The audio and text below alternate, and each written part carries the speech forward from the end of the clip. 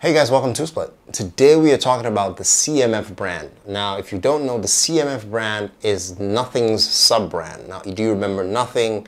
Their focus was to give you flagship specs at a lower price with crazy, odd aesthetic design. And it did work for their Nothing phone. They're looking to take that a step further with the CMF brand, which hopes to bring the cost even lower, but at least give you good aesthetics and design that you can be proud of without looking too cheap or cheesy.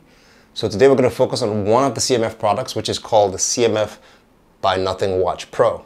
This thing only costs 69 bucks. Yeah.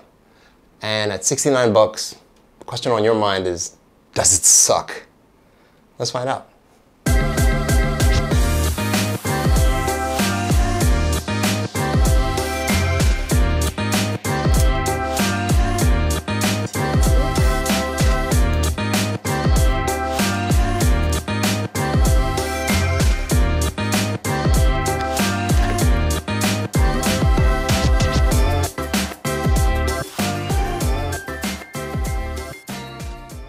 Okay, where do we begin? Let's begin with design, which would be the obvious place to start because that is the focus of the CMF brand, pushing design at a cheaper price.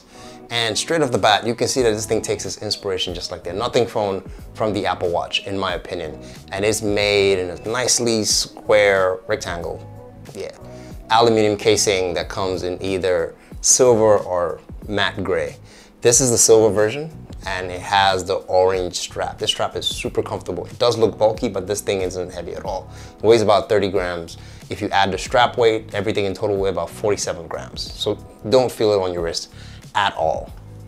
Now the straps can be swapped out with a 22mm band, any 22mm band, and it has quick release straps, but the grooves at the side seem a little bit deep, so if your fingers are fat, you might struggle to get them out of the edge, but you can get them out and swap them out if you want like a darker band or something to flow with whatever color of this watch you've decided to go with.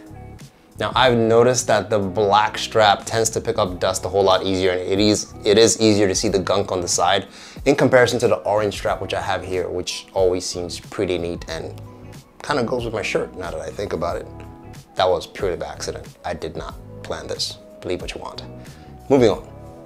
On the right side, there's a physical button. This is the only button on this device. And this button acts as the power button when it's off. Hold it for a while, power it on. This also acts as the home button when you're in an app. And it also acts as the button that takes you to the menu for all the other, programs or functions in the watch. So single button does everything, and it's on the right.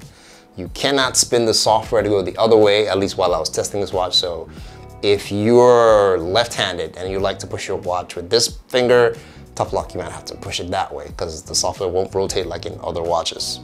At $69, so it is what it is. The watch is IP68 dust and water resistant, so it will survive splashes of water, rain, your workout, no matter how heavy your sweat is, this thing's gonna take it. In fact, it will survive a dunk in shallow water just for a bit, but I tested it in fresh water. I can't stake my hand or life or anything for that matter in salt water. Those things are dangerous. So don't do that. But it is 69 bucks. Again, this one you could probably experiment with. That's cash you can live without for a bit. What else? So there is a speaker grill beside the physical button on the right, so because you can make and listen to audio calls on this thing. However, this thing just transmits to your phone. It's not really doing anything. Well, it is doing some things, but most of the things are being relayed to the phone and back here, and I'll explain a bit more about that later. Okay, let's talk screen. This is a really big screen. It's what's the size? It's a 1.9-inch AMOLED display. Yeah, at $69, they do give you a nice bright AMOLED display. And I say bright because this thing hits up to 600 nits. So at night, it's almost blinding, and in the day, you can see it easily in bright sunlight. Text is super crisp at 322 ppi. Yeah, 322 ppi. So it's sharp. The screen is, the black is black. The text is sharp. It really looks nice. You wouldn't believe that I'm looking at a $69 watch in that regard. So it's well designed from that perspective. Okay, so let's talk features. What do you get for 69 bucks? Well, a lot. And a lot of things you don't get. But let's talk about what you do get. This thing connects with Bluetooth 5.3, latest and greatest, which is cool. Low latency, saves battery, and it's solid. However, when it first came out early on, I did have disconnection issues, but the updates and the CMF app, which you need to download to run this thing, sort of fix that. I haven't had disconnection issues in a while. I don't know if people are still having them. If you are, do let me know in the comments below, but mine seems to be sorted out. Yeah, so just woke up and this video is about to go up, and I do remember saying it didn't have disconnection issues. Yeah, not true. So I've tried connecting this thing this morning, all morning, and it refused to connect. I had to turn off the phone, reset the watch, turn off the phone, reset the watch. Eventually I got it to reconnect, and it did disconnect again and has reconnected. It hasn't disconnected since then, but I guess it still has connection issues. Let me know what you guys think. Back to the other me. And like I said, you are paying $69 for this, so you're not gonna expect some premium features that you would find in your Samsungs or Apple Watches to be here. But you'd be surprised what you get here. If you scroll through the functions list, you will find a lot of things. I mean, it has an exercise module, and this thing tracks about 110 exercises. However, it does not do auto detection, so it doesn't know what you're doing until you physically select what exercise it is you want to do. But again, that's not so bad if you're intentionally going to exercise, because you know exactly what you do and what you want to do, and you can just turn that on.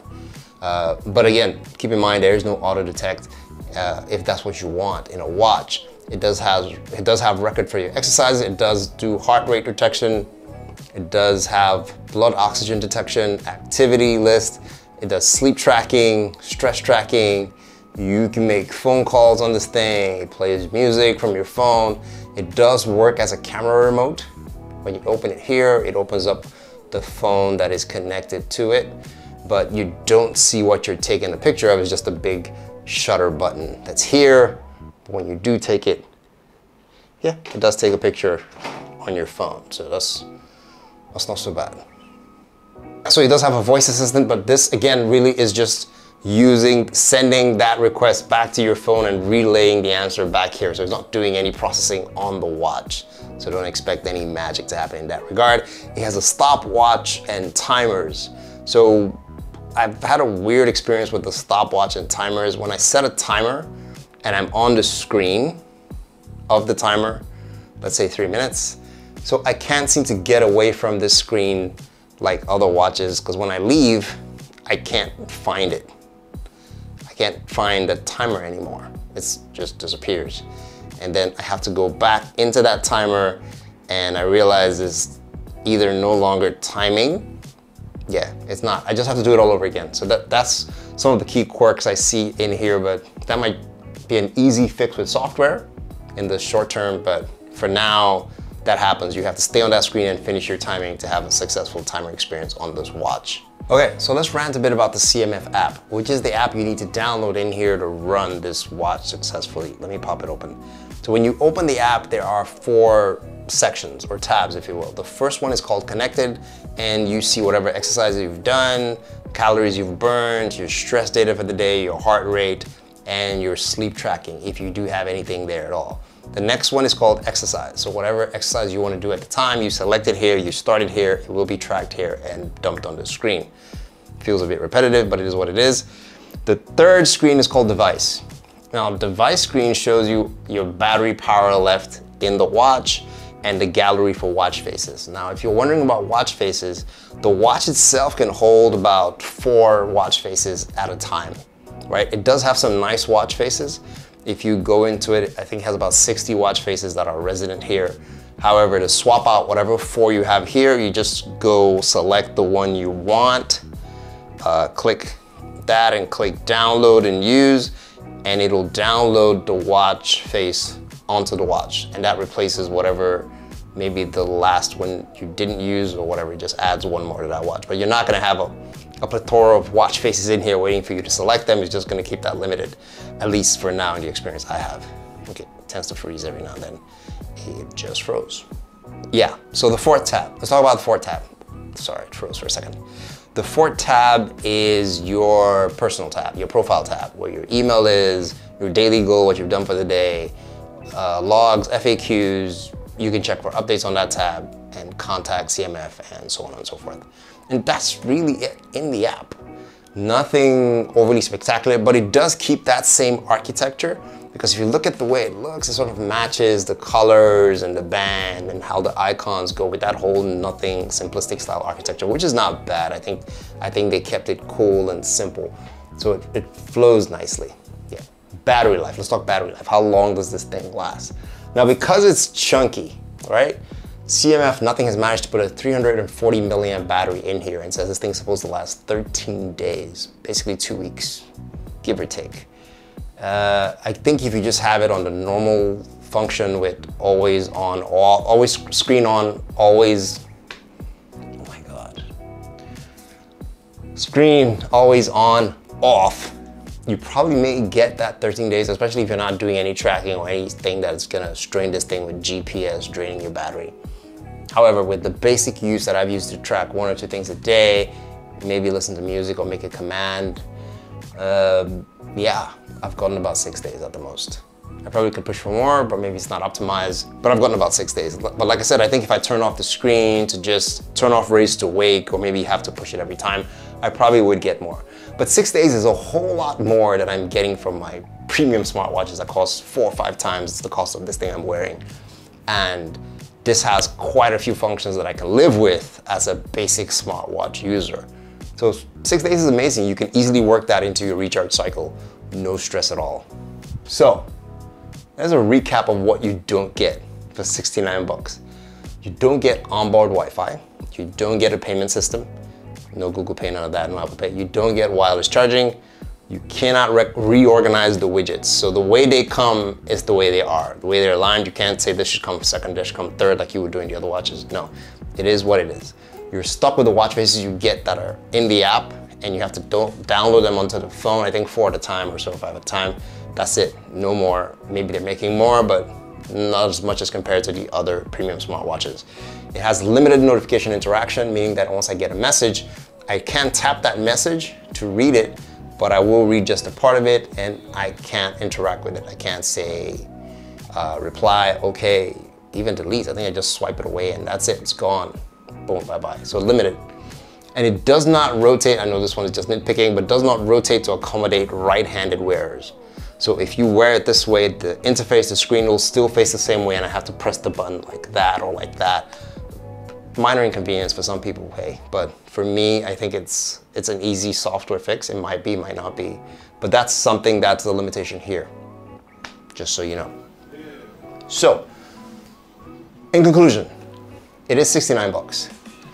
It does a lot of things right, like good battery life, basic functions, heart rate tracking, 110 exercises, water resistant is decent at IP68. I think it has a lot going for it, and the design is pretty good for what it is now.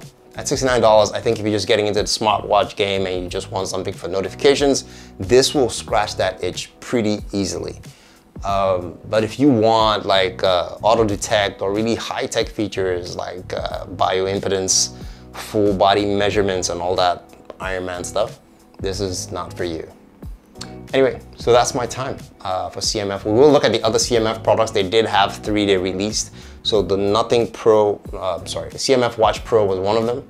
They do have a 65 watt charger. It's made of GaN, which is gallate nitrate, I believe, instead of silicon. And they do have a Buds Pro. We'll do the Buds Pro next week and see how they sound, because those are cheap too. They're about 40 something bucks. So that's the goal, make something cheap that looks nice and actually functions well enough to be used by almost every average person, maybe slightly above. And you know me, I like cheap stuff. Let me know what you guys think below of the CMF Nothing Watch Pro. Are you gonna get it? Are you not? I'll see you guys in the next one. Take care.